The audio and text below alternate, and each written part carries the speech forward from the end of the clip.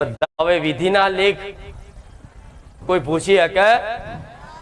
એ જે લખાઈને આવ્યું છે એ તો બનવાનું જ તમારા જીવનમાં. તમારા જીવનમાં લખ્યું હશે કે આ દુઃખ આટલા સમય સુધી વેઠવાનું, તો તમારે વેઠવું જ પડશે. પણ જો કદાચ વિધિના લેખમાં તે કદાચ મેક માર્યું હોય ને, તેવી જબરી ભક્તિ કરી જોણજો ગોડા, હું રોમ મારી મેરડી બેઠી છું. હવે બધાને દુઃખ દૂર કરવા હોય, હું જાણું છું તમારો બધાનો ઉદ્દેશ એક જ છે કે માં દુઃખી છે હોમું જોજે, તો લો બધાની હોમું જોવું છું. એક ને અહીં બેઠેલા નહીં, બધા ઘેર બેઠેલા દરેક ભાવિક ભક્તોની હામું જોવું છું કે માં અમારા બાજુ લમણા રાખજે, તો બધા બાજુ લમણા રાખીશ. લો પણ દુઃખ પડે તો ભલે દુઃખ આવતું, પણ તમારી માગણી યોગ્ય હશે. મને એવું લાગતું હશે ખરેખરમાં આ દુઃખ અને વેદના નહીં સહન થાય એવી, તો તમે મને મેલડી નહીં કહો ને, તોય મારી જવાબદારી બનશે, મારું કર્તવ્ય બનશે. એટલે આ ભગવાનની બનાવેલી રચના છે, અને રચના જે સમજી જાય ને એ જ સુખી રહેવાનો છે આવા કાળા કળિયુગમાં. નકર જો તો ભટકવામાં તો આખી જિંદગી ભટકશો તોય મેં નહીં પડે. ભટકી ના આયા છો એક તો મને ખબર છે.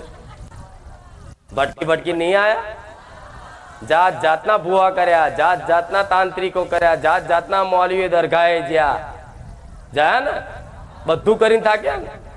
જ્યોતિષો હાથ બતાયા ને, ગ્રહો નક્ષત્રો ને દિશા ચેક કરાવી, શનિ ગ્રહ મંગળ ગ્રહ આન પેલું બધું ચેટલું, પણ છતાંય તે કોઈ સમાધાન થયું નહીં થયું ને.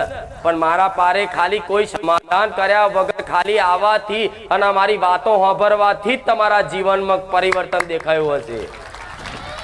આ શું ખોટું? એટલે આવો વિશ્વાસ રાખજો, હું બેઠી છું. તમે ઘેર યાદ કરશો તો ઘેર મળવા આવીશ, પણ ચિંતા કરતા ગાદી તો 2-3 મહિના, જેમ કે ચોમાસું છે એટલે હવે તો આશા તો ના લે કે ના હું ગાદી ફરી ચાલુ કરી દઈશ. જેમ કે વરસાદ પડે તો આગલા દાડ વરસાદ પડે તોય બધું પાણીમાં જાય, 2 દાડા પહેલા વરસાદ પડે તોય બધું પાણીમાં જાય કે નહીં? હા શું ખોટું?